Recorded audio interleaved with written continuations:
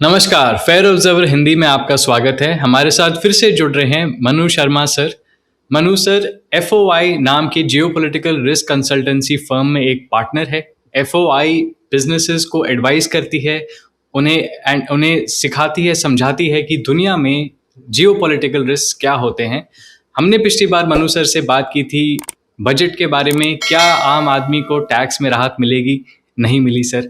कोई बात नहीं, हम आज बात करेंगे भारत में जो 4 बड़े इलेक्शन हुए हैं। 4 मई को रिजल्ट्स आए हैं। पश्चिम बंगाल, वेस्ट बंगाल और आसाम की बात करेंगे, फिर तमिलनाडु और केरलम की भी बात करेंगे। तो शुरुआत करते हैं वेस्ट बंगाल और आसाम से। दोनों स्टेट्स में भाजपा आई है। बंगाल में तो पहली बार भाजपा आई है और ये देश आज़ाद होने के पहली बार ऐसा हो रहा है, तो उनके लिए बहुत बड़ी जीत है। और वहीं असम में देखें तो भाजपा वापस आई है दूसरी बार बहुमत के साथ। तो स्वागत है आपका। शुरू करते हैं कि बंगाल की जीत आप कैसे देख रहे हैं?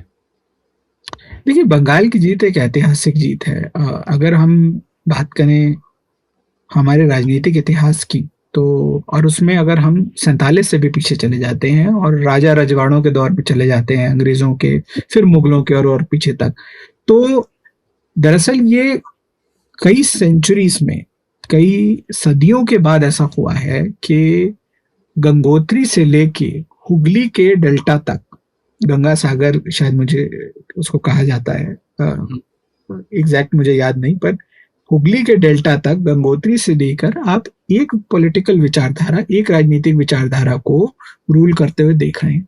ये हमारे इतिहास में एक बहुत ही विलक्षण घटना है। और इसके लिए बीजेपी ने ये कर दिखाया है, इसके लिए वो बधाई के पात्र हैं।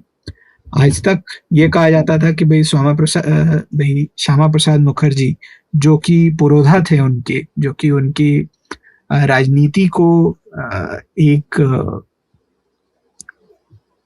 दार्शनिक बेस दिया जिन्होंने, उन्हीं के अपने ही राज्य में भारतीय जनता पार्टी की कोई उतनी बड़ी साख नहीं थी। अब शायद उन्होंने उस एक अवधारणा को भी तोड़ दिया है और वहां पर शायद पहली सरकार बना के अब वो ये सिद्ध कर देंगे कि भाई गंगोत्री से लेकर हुगली के जो डेल्टा तक जो है, वो एक ही राजनीतिक विचारधारा जो है वो राज कर रही है। और ये अपने आप में कई सदियों में एक बार होने वाली घटना है। और इसको मैं और बड़ा करके तो नहीं बता सकता, पर ये छोटा करके भी सोचने वाली चीज नहीं है। ये बहुत बड़ी घटना है। जी सर, आपने बड़ी मज़ेदार बात छेड़ दी यहाँ पे कि आपने श्यामा प्रसाद मुखर्जी का नाम लिया, जो संघ परिवार से आरएसएस जो माना जाता है, उनकी विचारधाराओं को पैदा करने वालों में से माने जाते हैं। तो आप ये कह सकते हैं कि जी, भाजपा की कुछ जड़ें बंगाल से भी मिली हुई हैं और पहली बार हो रहा है कि वो बंगाल वापस आ रहे हैं। तो अब हम कह सकते हैं कि घर वापसी हुई है भाजपा के लिए। लेकिन सबसे जो मनोरंजन वाली बात ये है कि बंगाल में पहले कम्युनिस्ट थे, फिर कम्युनिस्ट को हटा के ममता बनर्जी जी आई। अब वो अपनी सीट से भी हार गई हैं, तो उन्हें अपना जो इस्तीफा है वो देना पड़ेगा, लेकिन वो दे नहीं रही हैं। वो सीएम की कुर्सी छोड़ नहीं रही हैं। तो ये कैसे हो सकता है? क्या ये हमारे जो कॉन्स्टिट्यूशन बोली जाती है, क्या इसमें ऐसी कोई सुविधाएं हैं, ऐसा अलाउड है, या ये एक नई टाइप की राजनीति है जो ममता बनर्जी जी लाई हैं?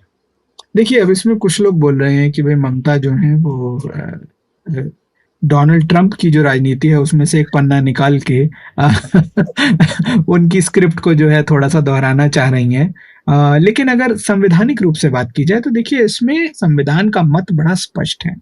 क्या है कि भाई ठीक है, आप चुनी हुई मुख्यमंत्री हैं और आपने कहा कि आप इस्तीफा नहीं देंगी, तो राज्यपाल क्या कर सकते हैं? राज्यपाल, जो कि एक टाइट्यूलर हेड होते हैं राज्य के, वो बोलेंगे कि अच्छा ऐसा है, आप अपना बहुमत जो है नई चुनी हुई विधानसभा में सिद्ध कर दीजिए।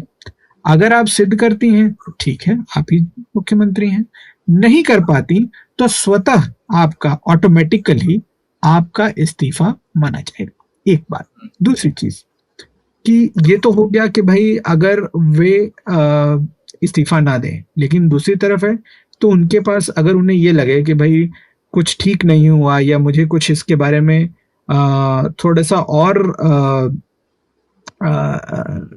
निर्णय चाहिए किसी किसी बड़ी संवैधानिक संस्था का, तो वो सुप्रीम कोर्ट के पास जा सकती हैं। उसमें संवैधानिक बेंच होती है, कॉन्स्टिट्यूशनल बेंच, जिसमें कि जो हमारे देश के सबसे बड़े जो जज होते हैं वो न्यायाधीश बैठे होते हैं, और वो न्यायाधीश बैठ के इसी प्रकार के मुद्दों को निर्धारित करने के लिए ही वो बेंच बनती है, तो वो निर्णय लेंगे। तो उस प्रकरण में भी क्या होगा कि वो जाएंगी, और उसमें मुझे जो लगता है कि न्यायाधीश यही कहेंगे कि भाई देखिए, जो कानून है वो तो ये बोलता है कि भाई अगर आप जीत गए तो आप बहुमत सिद्ध करिए और आप सरकार बनाइए, और यदि आप हार गए तो लोकतांत्रिक मर्यादा यही कहती है कि भाई अब आप हार गए हैं तो आप इस्तीफा दीजिए और जो आ रहा है उसको आने दीजिए। ये तो देखिए, इसमें मैं कहूंगा कि मेरे को एक संपादक मित्र थे, बहुत पुराने समय की बात है, कहते हैं राजनीति का पहिया 2 चरणों में होता है। जैसे चुनाव 2 चरणों में होते हैं, कि राजनीति का पहिया 2 चरणों में होता है। और इसको किसी से जोड़िएगा मत, मतलब ये ऐसी मजाक की बात है, आजकल थोड़ा लोग मजाक दिल को ले जाते हैं, कि कहते हैं कि पहले आप उनके चरण में होते हैं फिर वो आपके चरण पे होते हैं तो जब सिक्का बदलता है, सत्ता बदलती है, तो कभी आप ऊपर हैं, कभी आप नीचे हैं, ठीक है। तो वो वाली बात है, इसमें ज्यादा दिल पे लेने की चीज नहीं है। एक आम सी बात है कि अगर आप चुनाव करा रहे हैं तो कोई तो चुना जाएगा ही, कोई जीतेगा भी, कोई हारेगा भी, और उसी के हिसाब से एक सरकार बनेगी, तो बनने दीजिए, देखते हैं क्या होता है। जी मनु सर, तो बंगाल में जो ये अब इतना बड़ा परिवर्तन आया है, भाजपा पूर्ण मेजोरिटी लाई है, तो इसके पीछे अगर मैं आपसे एक कारण पूछना चाहूँ, ये क्या ऐसे मुद्दे थे, अगर हम थोड़े थोड़े खुरेदें, तो मैं आपको थोड़ा एक स्टेटिस्टिक देना चाहता हूँ कि बंगाल की इकोनॉमी की जो जो जो दुर्गति हुई है उसके बारे में कई ज़्यादा लोगों ने चर्चा की नहीं है, क्योंकि 1947 में बंगाल जो देश की प्रति कंट्रीब्यूशन थी 16% भारत की जीडीपी बंगाल देता था, आज वो 3% से भी कम हो गई है। तो पिछले 80 साल में बंगाल का कंट्रीब्यूशन तो काफ़ी ना के बराबर ही आप मान सकते हैं। तो एक इकोनॉमी पे आप अगर हमको बता सकें। दूसरा जो इस बार एक बहुत बड़ा मुद्दा निकल के आया है वो है महिलाओं की सुरक्षा, क्योंकि बंगाल में एक दुर्घटना हुई थी आरजी कार हॉस्पिटल में, जहाँ एक डॉक्टर का रेप हुआ था और मर्डर भी हुआ था, और उसके बाद काफ़ी उथल पुथल मची थी वहाँ पे, और उसमें उसके ऊपर भी काफ़ी पॉलिटिक्स हुआ, उस पर भी अगर आप थोड़ी चर्चा करके बता सकें। और कोई अगर तीसरा ऐसा मुद्दा है जिसके बारे में लोगों ने ज़्यादा समझा नहीं है, परखा नहीं है, लेकिन आपने देखा कि ये एक कारण हो सकता है कि क्यों टीएमसी हारी और क्यों भाजपा को इतनी बड़ी मेजॉरिटी मिली। तो देखिए रोहन, बंगाल जो है उसका भारत के राजनीतिक इतिहास में एक अद्भुत स्थान है। जितनी भी विचारधारा है, और ये चलिए अब थोड़ा सा माहौल बदल गया, पर एक जमाने में कहा जाता था कि जो बंगाल आज सोचता है वो भारत कल सोचेगा। कि बंगाल एक पीढ़ी आगे चलता है, एक जनरेशन आगे चलता है सोच में। तो बंगाल में नाना प्रकार की राजनीतिक विचारधाराएं जो थी, सबसे पहले कहीं आती थी तो बंगाल में आती थी। बंगाल में उनको लेकर वाद विवाद होता था, बंगाल में ही उनको लेकर विश्लेषण होता था, और उसके बाद जो है ये निर्धारित किया जाता था कि भाई इसमें कोई दम है भी कि नहीं।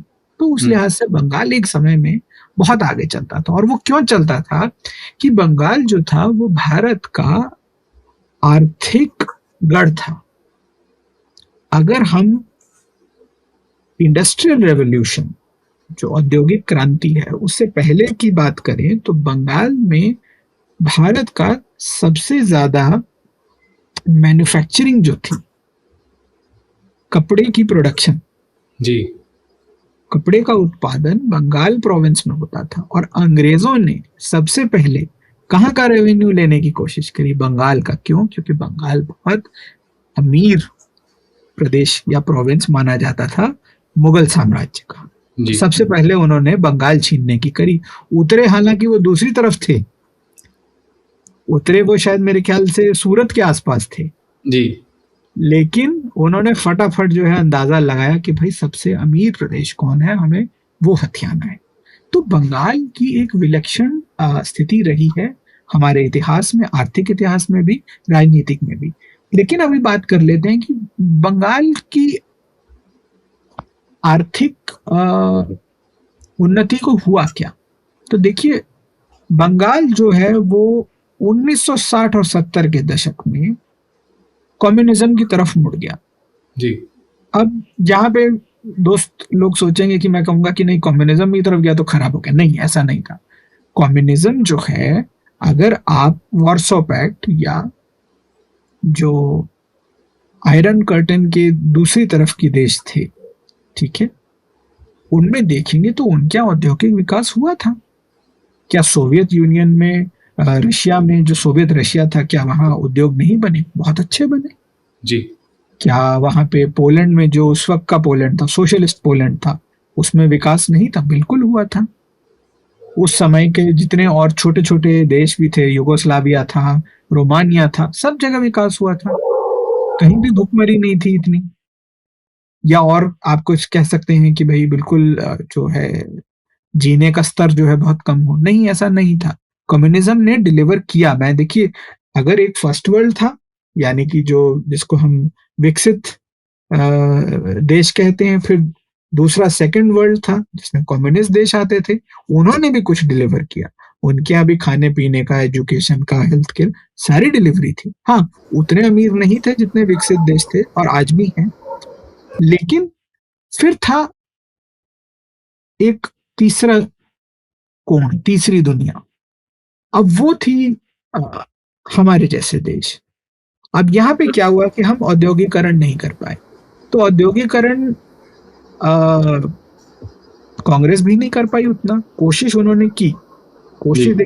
अक्सर लोग बोलेंगे कि नहीं जी ऐसा है, वैसा नहीं, ऐसा नहीं है। नेहरू जो थे उन्होंने बहुत कोशिश की, इंदिरा गांधी ने की, राजीव गांधी ने तो कंप्यूटर क्रांति की शुरुआत कर डाली, बीजेपी ने बहुत जोर लगाया, वाजपेयी जी ने बड़ा जोर लगाया, और मोदी जी बहुत कोशिश कर रहे हैं पीएलआई लाके। लेकिन एक थोड़ा सा हमारे यहाँ है कि कुछ कुछ संसाधनों का अभाव है, कुछ जियोपॉलिटिक्स ऐसी है कि हमें थोड़ा सा, हम पीछे से रेस स्टार्ट करते हैं जहां जी। बाकी के लोग थोड़ा आगे रहते हैं। चलिए, वो एक तरफ है। लेकिन हुआ क्या कम्युनिज्म के अंदर कि जब वामपंथ बंगाल में आया, तब तक भी बंगाल की जो आर्थिक स्थिति थी वो कोई बहुत बुरी नहीं थी। उनके पास लेगेसी बिजनेसेस बहुत थे। जी। लेगेसी बिजनेस से तात्पर्य क्या है कि भाई जो मारवाड़ी बिजनेस हाउसेस थे, जैसे बिरलास का जो हाउस ऑफ बिरलास है, वो जी। तो पूरा गढ़ ही कलकत्ता में से था। और जी। उसके अलावा भी बहुत सारे ट्रेडिंग और इंडस्ट्रियल हाउसेस हैं, मैं नाम लेता लेता थक जाऊंगा, जिनके आज भी घर और कुछ प्रॉपर्टीज कलकत्ता में ही हैं।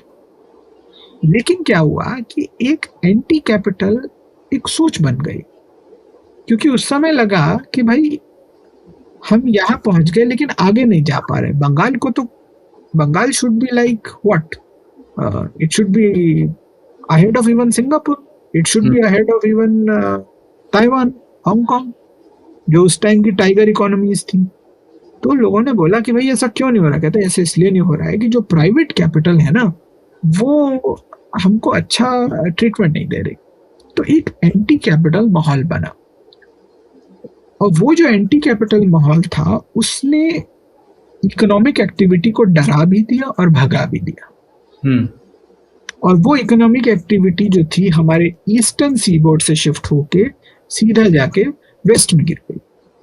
और वेस्ट में क्या हुआ, यहाँ पे मैं थोड़ा सा डिटूर ले रहा हूँ, पर लोगों को समझ आना चाहिए कि आप सब जाके जो है एक 1980 के दशक में बॉम्बे की टेक्सटाइल मिल स्ट्राइक के बारे में पढ़िएगा। जी। फिल्में भी बनी है, कुछ आर्ट फिल्म उस पे। और उस मिल स्ट्राइक के बाद प्रादुर्भाव हुआ किसका, राइट विंग का, बॉम्बे में, पर्टिकुलरली जो पॉलिटिक्स ऑफ बाल ठाकरे थी। जी। तो जो कैपिटल थी उसको शरण मिल गई बॉम्बे में, या मुंबई जिसे आज बोलते हैं।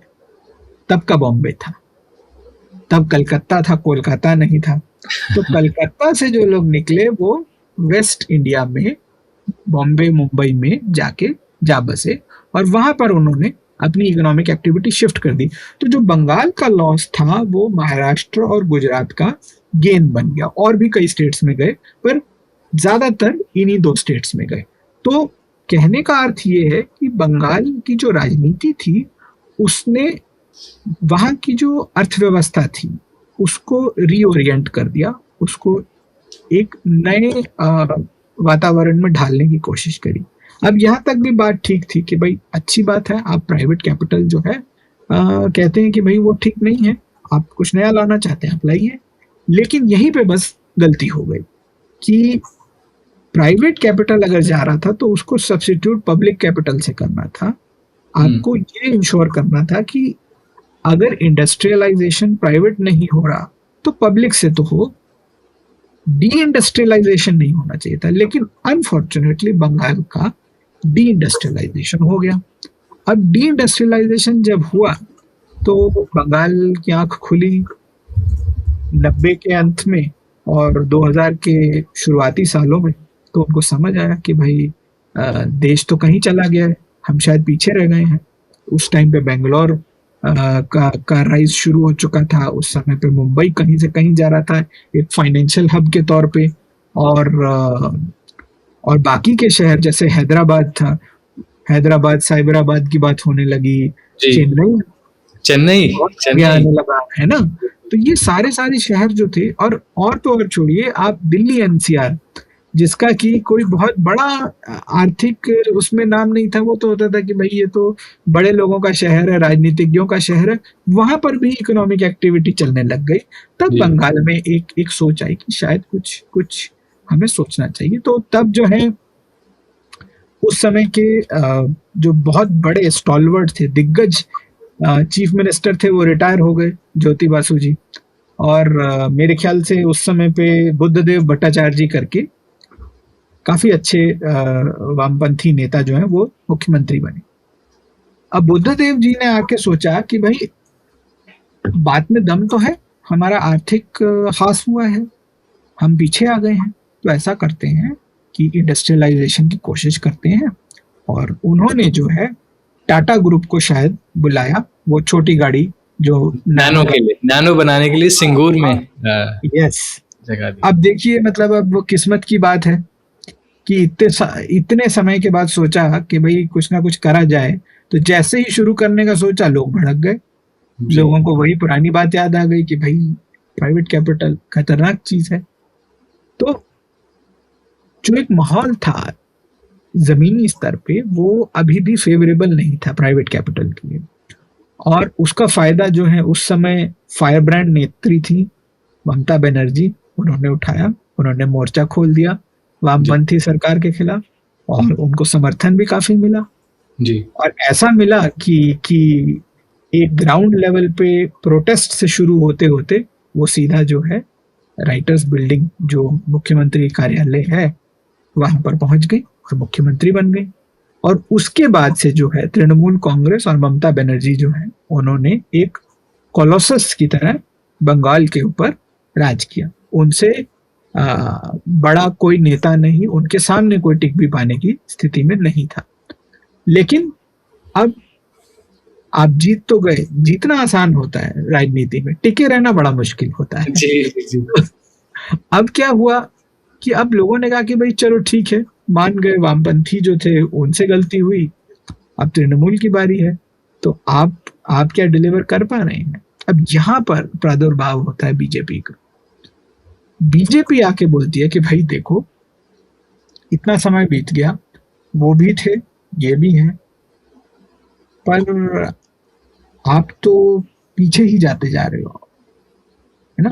बंगाल में प्रोग्रेसिव थॉट को लेके बहुत बड़ा कल्चरल सिंबलिज्म है। इनफैक्ट उनका जो फुटबॉल क्लब है, मुझे उसका नाम बड़ा पसंद है, टॉलीगंज अग्रगामी।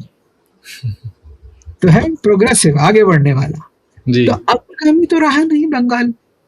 तो इस सवाल को लेकर वहां पे बहुत वाइब्रेंट पॉलिटिकल कल्चर है, आपस में ही लोग बहुत डिस्कशन करते हैं। बिल्कुल तो बिल्कुल बहुत अच्छा डिस्कशन होता है, बड़ा फाइन होता है। मेरे ख्याल से वो मेन स्ट्रीम होना चाहिए और कई लैंग्वेजेस में ट्रांसलेट होना चाहिए ताकि लोगों को सुनने को मिले कि कितनी गहराई तक जाके बातों का विश्लेषण किया जाता है।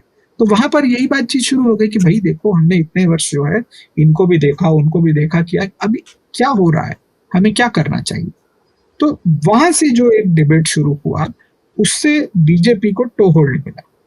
कहने का अर्थ ये नहीं है कि बीजेपी सबसे अच्छी है या बीजेपी ने कमाल कर दी, पर बीजेपी को ये कहने का हक इसलिए मिला क्योंकि बाकी सब जो थे उनके परफॉर्मेंस में कहीं ना कहीं कमी रह गई। अब जब कमी रह जाती है तो अक्सर ऐसा तो होता नहीं कि कोई पॉलिटिक्स में रिपोर्ट कार्ड आता हो कि आपको पता चले कि भाई ये अच्छा है कि बुरा है। हुआ क्या कि बंगाल में देखिए, अगर हम राजनीति की बात कर चुके हैं, हम अर्थशास्त्र की बात कर चुके हैं, तो हम थोड़ा सा स्पिरिचुअल ट्रेडिशन की तरफ भी आ जाते हैं। बंगाल में ट्रेडिशन है शक्ति पूजन का। शक्ति क्या है? Female manifestation of the divine ji. तो हमेशा से अभी देखा गया है कि बंगाल में जो है महिलाओं को राजनीतिक रूप से भी और उसकी उसकी देखिए, सबसे बड़ा सबूत तो ममता बनर्जी खुद है कि भाई वो सिटिंग वुमन सीएम थी, है ना, और कितनी लोकप्रिय थी। तो फीमेल जो हैं उनको बहुत एक सेंटर ऑफ द स्टेज हमेशा मिला, बंगाल की पॉलिटिक्स में भी, बंगाल की सोशल लाइफ में। अब उसी में ये आरजी कार जो मेडिकल कॉलेज जिसका आपने जिक्र किया, जहाँ पे वो अनफॉर्चुनेट घटना हुई, वो एकदम से सामने आया जी। और उसको लेकर तरह तरह की पॉलिटिक्स शुरू हो गई, बजाय कि आप उसको एक बहुत मैच्योर तरीके से सॉल्व करें और दिखाएं कि भाई जस्टिस हुआ। आप कहीं भटक गए और वो भटकाव जो है वो लोगों की नजरों में आ गया, खासकर महिलाओं के। तो कहीं ना कहीं वहां से जो है एक पतन की शुरुआत हुई तृणमूल के लिए, कि वो फीमेल वोट जो उनका बहुत खासम खास था, और मैं भी ये मानता था कि फीमेल वोट कभी भी तृणमूल से छिटकेगा नहीं। इस बार थोड़ा सा बिखराव हुआ और वो बिखराव जो है अंत में आते आते उनकी शायद हार का एक बहुत बड़ा कारण बन गया। जी। मनु सर, एक और बहुत बड़ा मुद्दा है जो लोगों को लगता है कि इस पे काफ़ी बातें चल रही हैं, हवाएं बनाई जा रही हैं, लेकिन ऐसा नहीं है। वो है बांग्लादेश से इलीगल माइग्रेंट्स का बंगाल में आना और आसाम में तो जाना ही। दोनों तरफ, दोनों स्टेट्स में एक ये बहुत बड़ा मुद्दा है। और मैं आसाम में तो काफ़ी बॉर्डर रीजन्स में घूमा हूँ बांग्लादेश के। मैं बंगाल में भी काफ़ी बॉर्डर रीजन्स में पैदल चला हूँ, घूमा फिरा हूँ। तो वहाँ पे फेंसिंग ना होना इस पर बहुत बड़ी चर्चा होती है। भाजपा बोलती है कि जो केंद्र में सरकार है कि हम फेंस लगाना चाहते हैं, और फिर वो दोष देते हैं कि टीएमसी ममता बनर्जी हमको ज़मीन नहीं देती फेंस लगाने के लिए। मैंने वहाँ काफ़ी लोगों से बातचीत की है, तो काफ़ी बंगाली लोग स्वयं चाहते हैं कि फेंस लगे, और वो बोलते हैं कि हम अपनी ज़मीन सरकार को दुगने में बेचने को तैयार हैं, लेकिन वो दाम तो सही दें हमें। दाम वो सही नहीं देंगे तो हम अपनी ज़मीन नहीं बेचेंगे फेंसिंग के लिए। लेकिन वो बोलते हैं कि हम नहीं चाहते कि इतना खुला हो, क्योंकि मैंने देखा है कि आप 2 कदम रखो और आप बांग्लादेश में हो और आप खुले घूम सकते हो। तो ये एक बहुत बड़ा मुद्दा है। और जब मैंने इलेक्टोरल सीटें देखी कॉन्स्टिट्यूएंसी में कि कैसा हुआ है, तो एक नेशनल सिक्योरिटी की बहुत बड़ी बात आती है, क्योंकि अधिकतर बॉर्डर डिस्ट्रिक्ट्स में भाजपा जीती है इस बार। बंगाल की जब बात करें, केवल 4 ऐसी डिस्ट्रिक्ट्स रह गई हैं जिसमें भाजपा नहीं जीती है, और वो सारी हैं सिलीगुड़ी कॉरिडोर में, जहां बंगाल की एक छोटी सी, आप कह सकते हैं, गर्दन रह जाती है बांग्लादेश और नेपाल के बीच में। तो ये एक बहुत ही इम्पोर्टेंट टॉपिक है हमारे नेशनल सिक्योरिटी के लेंस से, क्योंकि भाजपा और टीएमसी की लड़ाई इस ऐसी बॉर्डर की फेंसिंग जैसी इश्यूज को लेकर भी काफ़ी हुई है।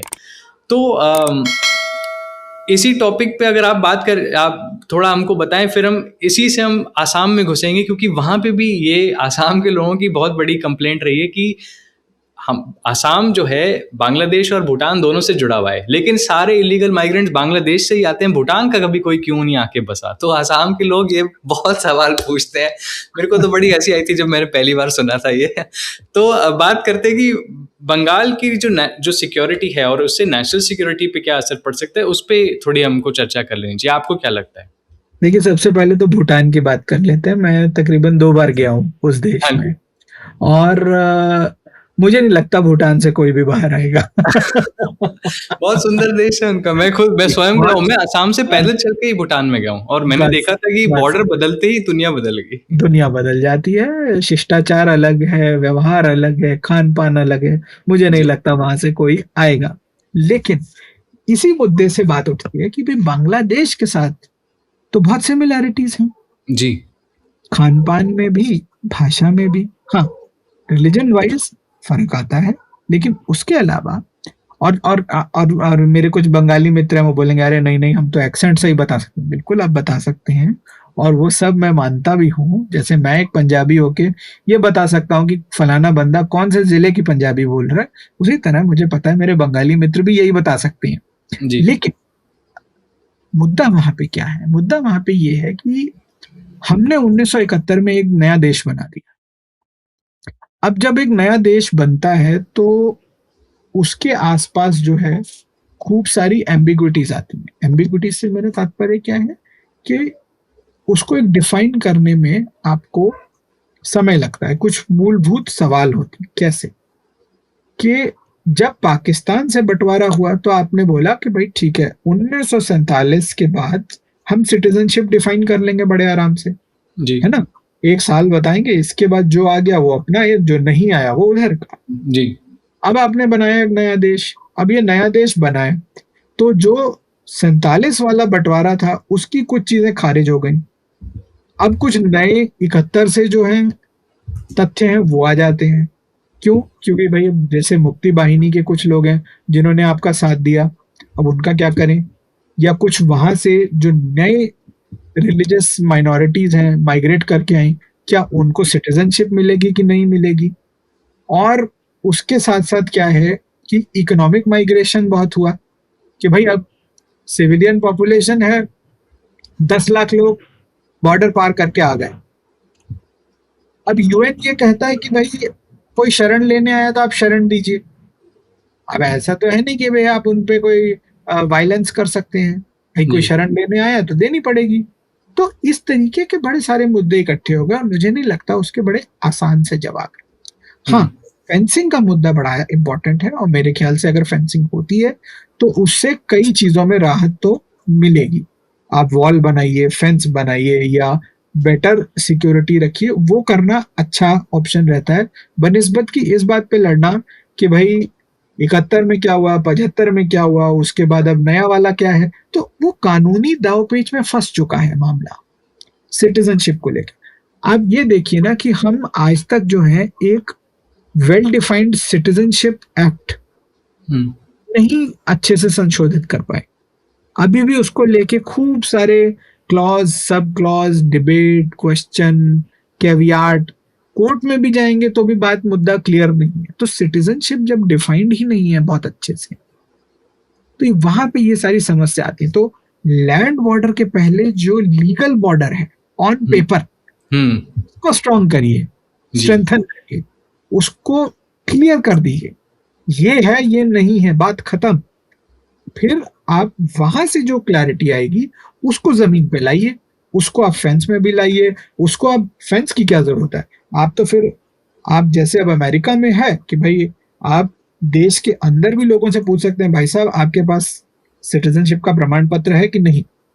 जी, तो बोलते हैं हाँ भाई साहब ये देखिए हम सिटीजन हैं, या जो नहीं है वो फिर वो पकड़े जाते हैं, वो वापस भेज दिए जाते हैं। सेम वे में है, आप एक बार पक्के हो जाइए मन से कि भाई ये हमारा कानून है और इसको हम बगैर किसी भय के सब पे लागू करेंगे।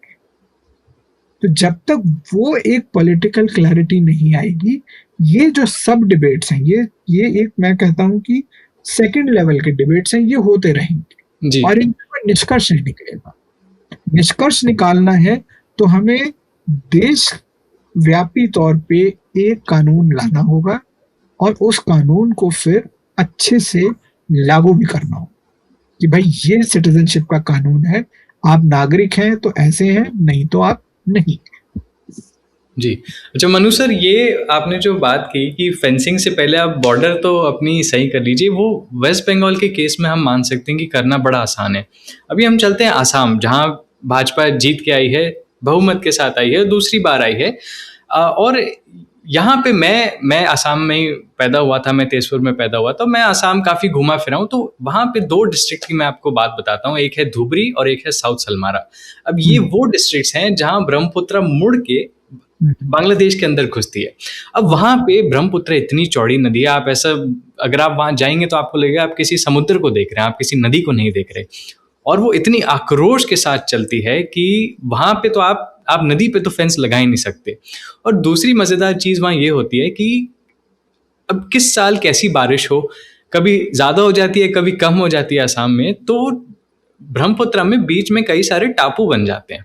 अभी ऐसा भी हुआ है कि एक साल एक टापू भारत में बना है और एक साल वही टापू बांग्लादेश में बना है। तो आप वहाँ तो पहली बात फेंसिंग कर नहीं सकते, और दूसरा क्योंकि नदी इतना इतना मुश्किल उसकी टोपोग्राफी है, आप देश की जो बाउंड्री है वो भी आपको बनाने में काफ़ी बैठकें करनी पड़ेंगी, और काफ़ी दिक्कतें, मतलब दोनों सरकारों को, भारत की सरकार और बांग्लादेश की सरकार को मिलके ही ये मुद्दा जो है सॉल्व करना पड़ेगा। लेकिन फिर भी आसाम में क्या हुआ है कि बांग्लादेश से आने वाले माइग्रेंट्स को लेके बहुत नेगेटिविटी बनी रही, और ये सालों से, अभी की बात नहीं है, ये 1971 के बाद से है। और उनका यही कहना है कि ये सब बांग्ला बोलते हैं, हम आसामी बोलते हैं, ये हमारी तरह नहीं है, ये हमारा और इनका खान पान आपको लगेगा बराबर है लेकिन है नहीं।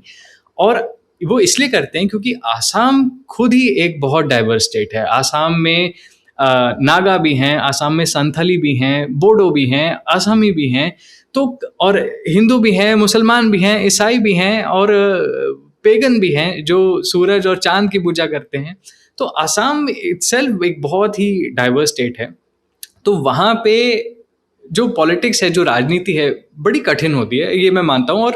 और आसाम एक ऐसा हमारा स्टेट रहा है जहाँ पे काफ़ी मिलिटेंसी और इंसर्जेंसी भी रही है। बोडोज की अपनी थी, बोडोलैंड लिबरेशन टाइगर्स की, फिर एक उल्फा थी, United liberation front of Assam. ये दोनों ख़त्म हो गए हैं, इन दोनों ने, बोडो तो अब ऑफिशियली पॉलिटिक्स में आ गए हैं। तो भाजपा अब जब आसाम में दूसरी बार आई है तो 2 बड़े मुद्दों पे आई है, एक है इंफ्रास्ट्रक्चर और एक दूसरा है सेफ्टी।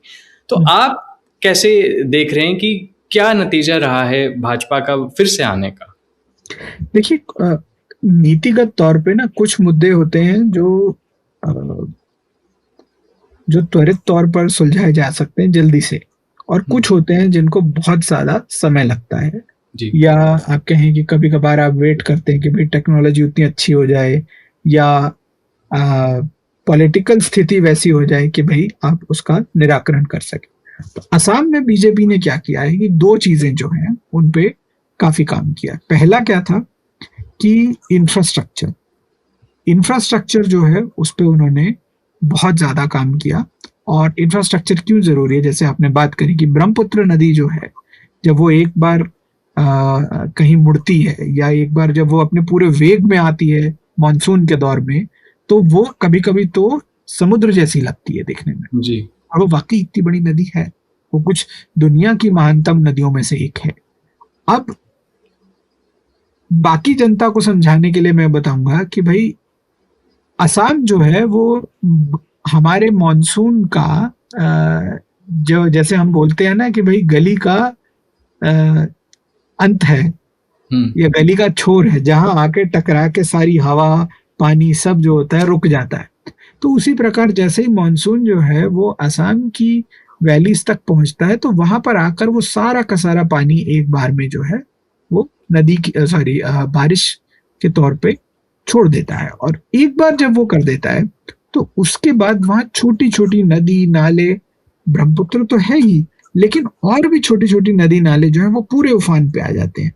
उससे क्या होता है कि जगह जगह हाईवे, शहर, गांव, बस्ती एक दूसरे से कट जाते हैं।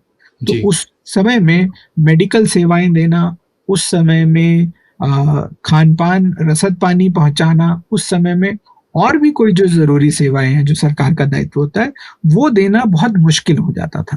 तो जब तक इसको सुलझाया नहीं जाना था तब तक जो है असम में एक स्तर से ज्यादा विकास होना बिल्कुल असंभव था।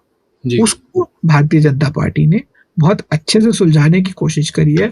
और उससे फिर फर्क क्या पड़ा कि जब आपने इंफ्रास्ट्रक्चर अच्छा कर दिया, और इंफ्रास्ट्रक्चर अच्छा किया, उससे आपकी आर्थिक जो गतिविधि है उसमें तेजी आई। उससे जब तेजी आती है तो लोगों में खुशहाली आती है। तो लोगों में जो होता है कि जो एक पॉलिटिकल असंतोष वाली जो स्ट्रीम्स हैं, जैसे उल्फा का आपने नाम लिया, या और कुछ जो धड़े थे जो मिलिटेंसी में यकीन रखते थे, उनका कैडर बेस छोटा होने लगता है। जी क्योंकि अगर किसी को कोई समस्या ही नहीं है तो वो क्यों जाएगा ऐसी ऐसी जमातों के पास, ऐसी पार्टियों के पास। वो बोलेगा भाई ऐसा है, मुझे अपना एयरबीएनबी का जो गेस्ट हाउस है वो चलाना है, या जी मुझे काजीरंगा पार्क जो है उसमें सफारी राइड देनी है, मुझे नहीं ये सब काम करने, है ना। तो वो फिर धीरे धीरे आर्थिक गतिविधि अच्छी होती है, उससे राजनीतिक गतिविधि अच्छी होती है। राजनीतिक गतिविधि अगर स्टेबल रहती है तो फिर उससे तो एक रीइंफोर्सिंग साइकिल बनता है, दोनों एक दूसरे को बढ़ावा देते जाते हैं।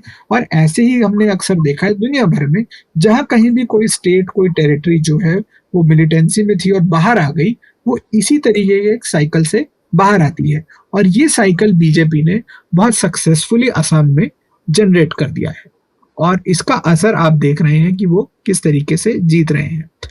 अब यहाँ पे बात आती है कि जो असम में घुसपैठियों का मुद्दा वाकई बहुत बड़ा है, और कुछ लोग इस बात पर नाराज हो जाते हैं कि आप ये भी नहीं कह सकते कि घुसपैठ हुई है।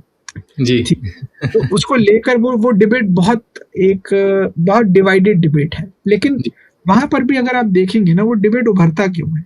डिबेट इसीलिए वो उभरता है कि वहां पर भी आपने जो डेफिनेशन ऑफ सिटीजनशिप है उस पर क्लैरिटी बनाने की कोशिश नहीं की है। जी अभी भी वहां का जो ट्रिब्यूनल है, जो वहां की आ, नागरिकता निर्धारण करने वाली प्रणाली है, वो कोर्ट कचहरी और राजनीतिक शशोपेश में बस फंसी हुई है।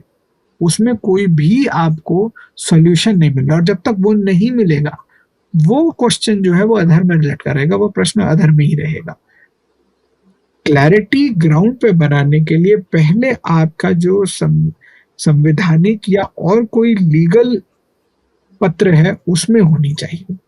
जी आप एक बार जब न्यायिक तौर पे, लीगल तौर पे क्लैरिटी बना लेंगे, उसके बाद जो है वो ग्राउंड पे आपको खुद ब खुद किसी ना किसी प्रकार से दिखने लगेगी।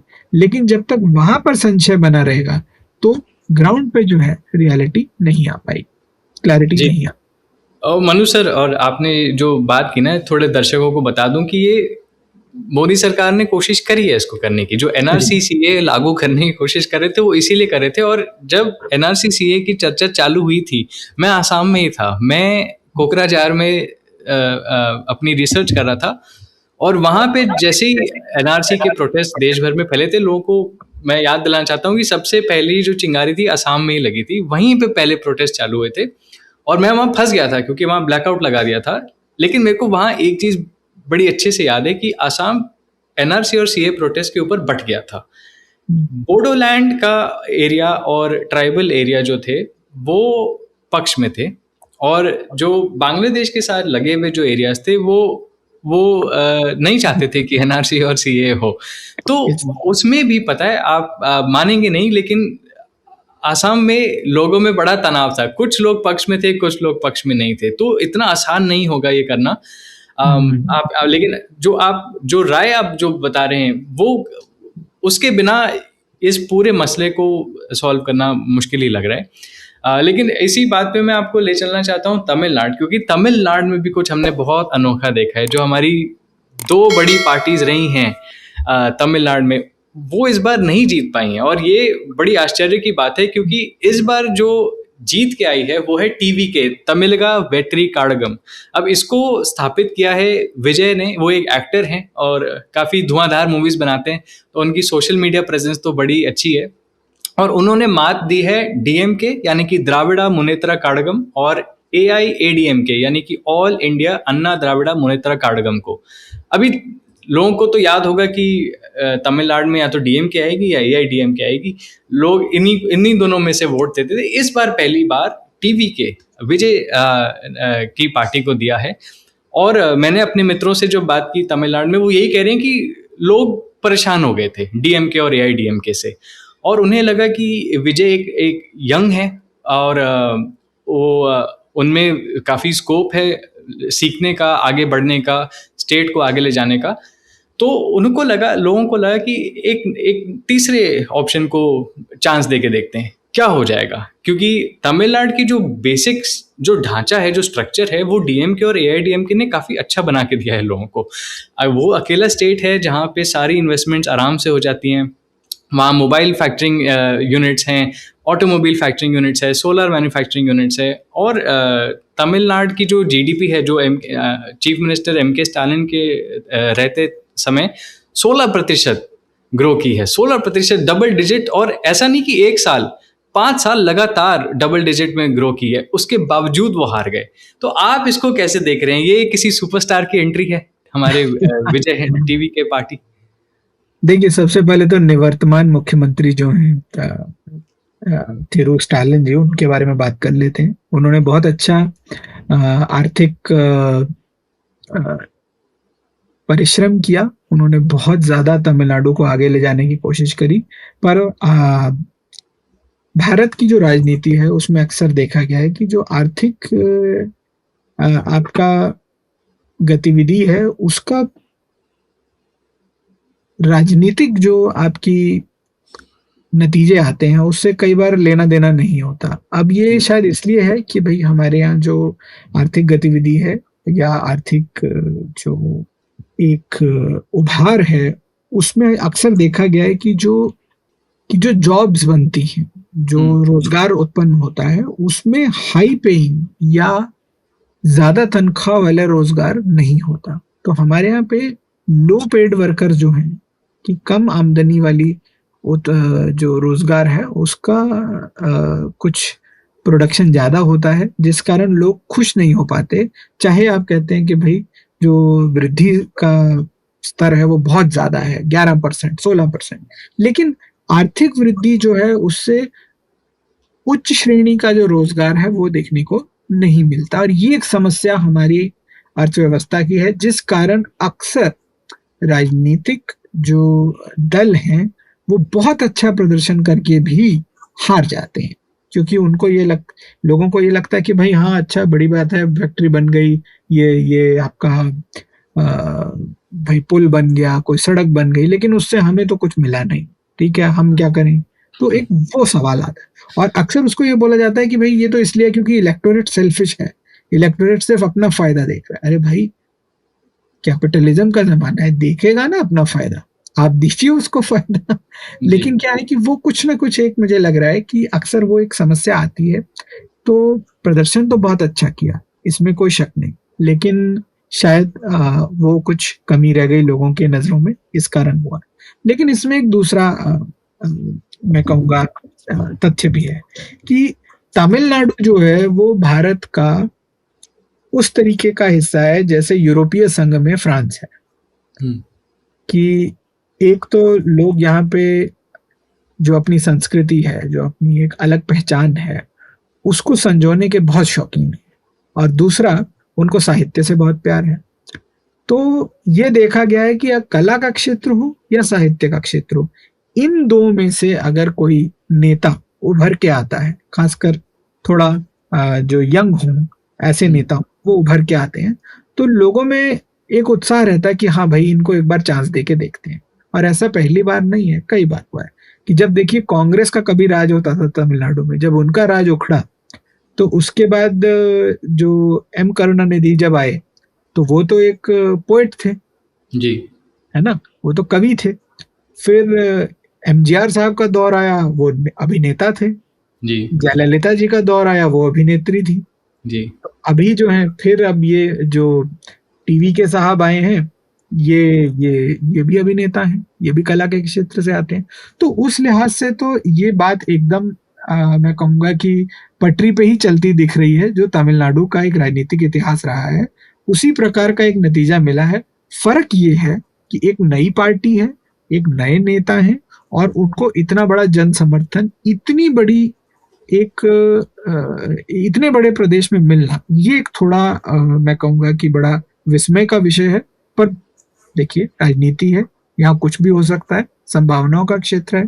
तो उस लिहाज से मेरे ख्याल से तमिलनाडु ने एक बहुत बोल्ड डिसीजन लिया है, वहाँ की जनता ने बहुत बोल्ड डिसीजन लिया है, और इसका जो असर है वो आने वाले कुछ वर्षों में देखने को मिलेगा। हो सकता है ये बहुत ही बढ़िया डिसीजन हो कि भाई जो यूथ है उन्होंने कहा कि नहीं, हमको इस प्रकार का नेता चाहिए जो ऐसी एक ब्रेथ ऑफ फ्रेश एयर जिसे इंग्लिश में कहा जाता है कि भाई एक AIADMK थी, एक DMK थी, और इन्हीं दो धड़ों के बीच में पॉलिटिक्स जो है पेंडुलम की तरह घूमती रहती थी, लेफ्ट राइट लेफ्ट राइट। अब जो है आपको एक थर्ड पोल मिला, और आपने उस थर्ड पोल को चुन के ये एक इशारा दिया है लोगों को कि देखिए, जो एक ट्रेडिशनल पॉलिटिक्स है उससे थोड़ा आगे बढ़िए, उससे थोड़ा कुछ नया करिए। हम जहाँ खड़े हैं हमें इससे थोड़ा और आगे जाने की इस वक्त जरूरत महसूस हो रही है, और आप कुछ करिए उसके बारे में। तो एक ये उस तरीके से इस वर्डिक्ट को स्टडी किया जा सकता है कि भाई जनता ने कहा है, यहाँ तक आ गए, आप सबने बहुत अच्छा किया, बधाई है आप सबको, लेकिन अब इससे कुछ आगे करके दिखाइए। तो मनु सर, बात करते हैं हम तमिलनाडु से, उनके पड़ोसी केरला से। तमिलनाडु के हमने बात की कि वहाँ इंडस्ट्रीज हैं, वहाँ एजुकेशन बहुत अच्छी है, वहाँ मोबाइल मैन्युफैक्चरिंग है, व्हीकल मैन्युफैक्चरिंग है, बहुत कुछ है तमिलनाडु में। और हम केरला पे आते हैं जहाँ एजुकेशन अच्छी है, लिटरेसी रेट वहाँ की सबसे हाईएस्ट मानी जाती है हमारे देश में, लेकिन वहाँ जॉब्स और इंडस्ट्रीज बिल्कुल भी नहीं है। इनफैक्ट अधिकतर केरला के जो हमारे लोग हैं उनको बाहर जाके काम करना पड़ता है, सिर्फ केरला स्टेट के बाहर, कर्नाटका और तमिलनाडु में नहीं, लेकिन भारत से भी बाहर अधिकतर तो UAE और ओमान और कतर और कुवैत में काम करते हैं। तो केरला में भी इलेक्शन हुआ है और वहाँ इस बार कम्युनिस्ट हारे हैं, जो वामपंथी हैं वो हार गए हैं, और कांग्रेस की सरकार इस बार आई है। आप इसको कैसे देख रहे हैं? देखिए, केरल का इतिहास जो है ये हमारे ओरिजिनल, आजकल थोड़ा मीम्स का जमाना है, OG शायद कहा जाता है आजकल, तो तो ये हमारे ओरिजिनल ग्लोबलाइज्ड फेस हैं दुनिया के, कि जब शायद ग्लोबलाइजेशन टर्म भी याद नहीं हुआ था, तब से जो है केरल जो है वो, वहाँ की जो आबादी है वो ग्लोबल ट्रेड में एक बहुत बड़ी हिस्सेदार रही है। और शुरू से वो जो स्टेट है उसका फोर्टे इंडस्ट्री नहीं था, उसका फोर्टे ट्रेडिंग था।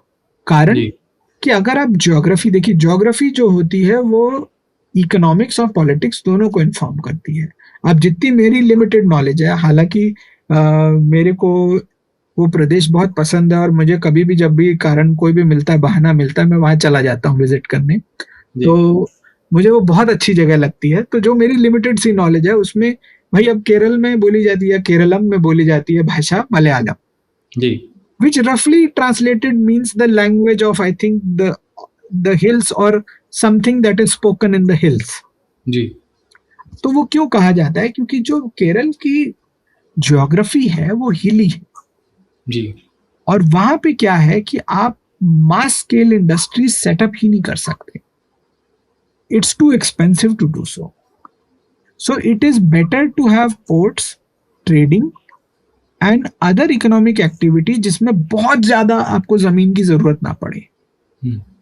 तो अब मैं कहूंगा कि जैसे स्विट्जरलैंड का एग्जांपल है, स्विट्जरलैंड में बहुत सारे पहाड़ हैं, तो वो क्या करते हैं, वो प्रिसीजन मैन्युफैक्चरिंग करते हैं छोटे छोटे कंपोनेंट्स की, जी, घड़ियां बनाते हैं या और कोई मेडिकल डिवाइस बनाते हैं। क्यों? क्योंकि उनके पास भी वही प्रॉब्लम है, जमीन नहीं है बहुत सारी एक साथ करने को, तो छोटी छोटी वैलीज में बनाना पड़ता।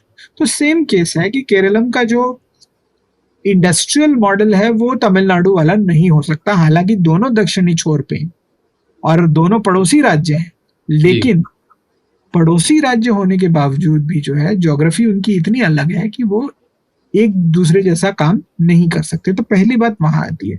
दूसरी बात क्या है कि केरल हमेशा से cosmopolitan, outward facing, outbound naval tradition, shipping का ट्रेडिशन बहुत रहा उनका, तो हमेशा से वो दुनिया घूमते रहे हैं, दुनिया से बात करते रहे हैं, दुनिया को देखते रहे हैं। तो जहां कहीं भी इकोनॉमिक एक्टिविटी बढ़ती है वहां आपको मलयाली जरूर मिलेंगे। तो जब पेट्रो बूम आया तो गल्फ में जो है आपने देखा कि मलयाली वर्कर्स पहुंच गए। उसी प्रकार आप दुनिया के किसी भी मेडिकल सिस्टम में चले जाएं, ऐसा हो ही नहीं सकता कि आपको वहां पे मलयाली डॉक्टर्स और नर्सेस ना मिले। जी। एजुकेशन सिस्टम्स में भी अक्सर आप देखेंगे तो वो हमारे एक आउटबाउंड कॉस्मोपॉलिटन इंडियंस हैं, और उसमें जो एक कल्चरल एलिमेंट है वो ये है कि यही सब ट्रांसलेट होता है राजनीतिक विचारधारा में। जब राजनीति की बात होती है तो आप अक्सर देखेंगे कि Kerala has been very experimental. वो हमेशा से कुछ ना कुछ सोचते नया करते आए हैं। तो जब मेरे ख्याल से पूरे विश्व में दुनिया की सबसे पहली दुनिया की सबसे पहली लोकतांत्रिक तौर पे चुनी हुई कम्युनिस्ट गवर्नमेंट शायद केरल में बनी थी। ये आप देख लीजिएगा फैक्ट। मेरे ख्याल से ईएमएस नंबूदरीपाद थे या उनसे पहले वाले जो मुख्यमंत्री थे। तो पहली चुनी हुई कम्युनिस्ट सरकार, देखिए ये अपने आप में ही विरोधाभास है, चुने हुए कम्युनिस्ट, पर चुने हुए कम्युनिस्ट जो है वो केरल में आए थे। तो केरल जो है वहां पे एक एक्सपेरिमेंट का माहौल रहा है, और पिछले 10 साल से कम्युनिस्ट जो है वहां पे राज कर रहे थे। और उनका सबसे बड़ा प्रतिद्वंदी अगर देखा जाए दल तो शुरू से कांग्रेस रही है, और 10 साल से कांग्रेस उतना अच्छा नहीं कर पा रही थी क्योंकि उनकी वीकनेस थी, पर्टिकुलरली जो साउथ केरल है, सेंटर और साउथ में वो उतना अच्छा नहीं कर पा रहा था।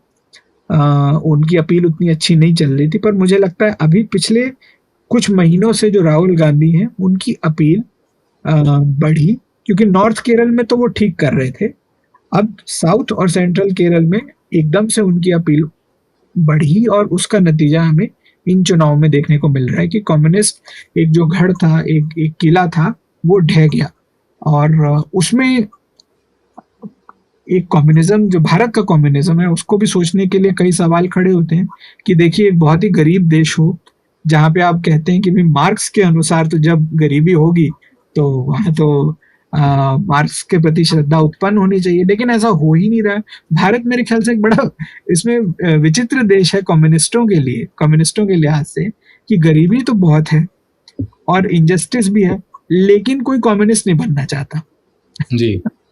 तो ये उनको सोचना होगा कि वो शायद कुछ अलग कर रहे हैं या नहीं कर पा रहे, जिस कारण कोई उनसे जुड़ नहीं रहा है। और जुड़ना छोड़िए, जो जहां वो खड़े थे कि वो भारत की सबसे मजबूत ऑपोजिशन पार्टी कभी हुआ करते थे, वहां से पीछे आते आते तो अब वो क्षेत्रीय दलों के भी नीचे आ गए हैं सीटों के लिहाज से और वोट शेयर के लिहाज से भी। तो उनको थोड़ा सा ये सोचना तो पड़ेगा। बिल्कुल मनु सर, आपने एकदम सही बताया कि दुनिया की सबसे पहली इलेक्टेड कम्युनिस्ट सरकार केरला में ही बनी थी, 1957 में हुआ था ये। और अब हम आ जाते हैं 2026 में, तो 2 बड़े राज्य थे जहाँ कम्युनिस्ट की काफ़ी प्रेजेंस थी। एक तो वेस्ट बंगाल था जहाँ उन्होंने करीब 30 साल राज किया, और फिर दूसरी थी केरला। अब बीच में उनका काफ़ी मूवमेंट रहा, नक्सल को सपोर्ट रहा, जो पूरा हमारे सेंट्रल इंडिया में काफ़ी इम्पैक्ट रहा नक्सलिज्म का। वो आजकल भी ख़त्म हो गया है। उनके अधिकतर नक्सलों ने हथियार त्याग दिए हैं, वो उन्होंने ऐसे काम छोड़ दिए हैं। तो सिक्योरिटी वाइज भारत काफ़ी चेंज होता नज़र आ रहा है। लेकिन पॉलिटिकली भी बात करें तो केरला से भी अब कम्युनिस्ट हार गए और वेस्ट बंगाल से भी कम्युनिस्ट हार गए। तो यही मजाक चलता है कि अब कम्युनिस्ट सिर्फ भारत की यूनिवर्सिटीज़ में ही पाए जा रहे हैं, सरकारों में से तो निकल गए हैं। तो किस दिशा में चल रही है भारत की जो राजनीति है, जो नए जेनजी आ रहे हैं, क्योंकि उन्हें एक communist sentiment, communist ideology suit नहीं करता, क्योंकि सारे कम्युनिस्ट एक तरफ बोलते हैं, गरीबी की बात करते हैं, इक्वालिटी की बात करते हैं, लेकिन खुद सबसे महंगा 1.5 लाख का आईफोन लेके घूमते हैं। तो ये बातें जेनजी बहुत जल्दी पकड़ता है, और वो दिख रहा है क्योंकि आजकल उनकी कोई ना तो कोई चर्चा करता है, ना ही सोशल मीडिया पे उनके बारे में किसी को प्रभाव करने की कोई कोशिश करता है। तो किस दिशा में जा रहा है हमारा देश? क्योंकि अगर देखा जाए तो पिछले 70 साल भारत काफ़ी हद तक सोशलिस्ट और कम्युनिस्ट ही रहा है। देखिए, यहाँ पर मैं सारे राजनीतिक दलों की तरफ से एक बात रखनी चाहूँगा कि आइडियोलॉजी हमेशा एक बोरिंग चीज़ होती है जी।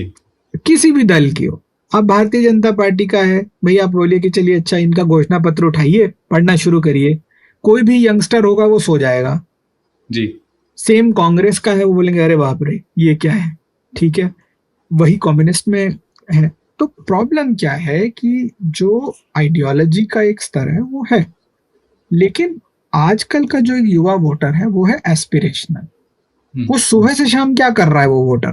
वो जाता है अपने किसी सोशल मीडिया ऐप पे और फिर देखता है 10 places to go before you turn 30, जी 5 things to do before you turn 25।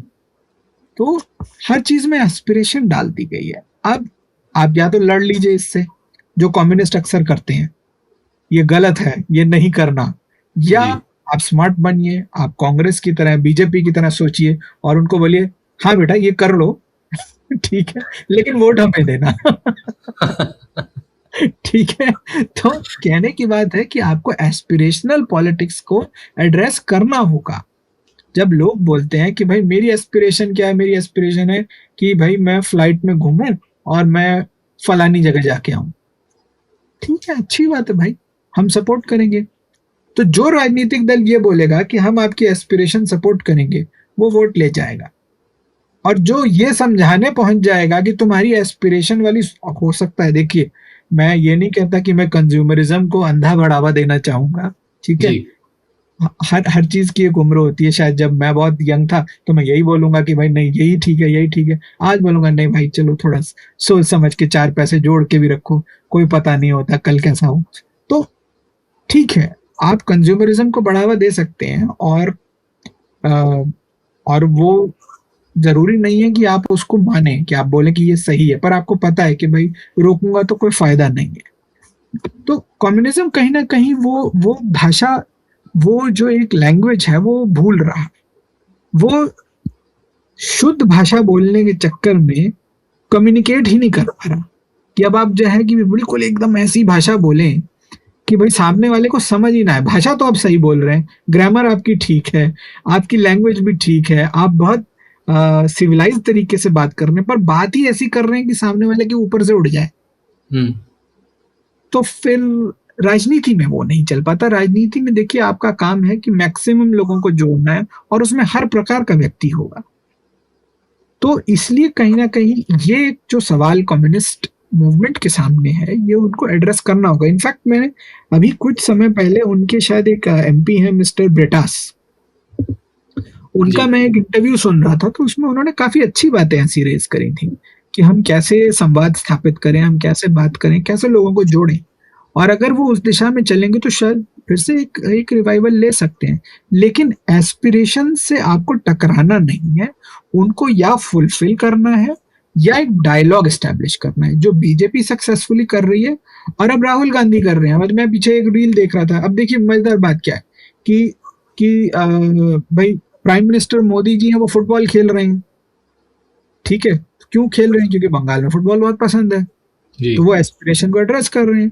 और फिर दूसरा रील देखता हूं मैं, तो वो राहुल गांधी जो है वो बाइक राइडिंग कर रहे हैं बढ़िया से हेलमेट लगा के, ठीक है, तो यंगस्टर्स को बाइक राइडिंग पसंद है, भाई अच्छा है, तो दोनों वो तो कर रहे हैं। मुझे कर कम्युनिस्ट लीडर को आज तक नहीं दिखा कि वो हालांकि मोटरसाइकिल डायरीज बड़ी अच्छी पिक्चर है, लेकिन वो भारत में एप्लीकेबल नहीं है। जी मनु सर, इसी बात पे बड़ा अच्छा लगा आपसे बात करके। काफ़ी चीज़ों पे हमने आज चर्चा करी है और मैं आशा करता रहूँगा कि आप बार बार आते रहें और फेयर ऑब्जर्वर हिंदी से बात करते रहें। धन्यवाद। धन्यवाद।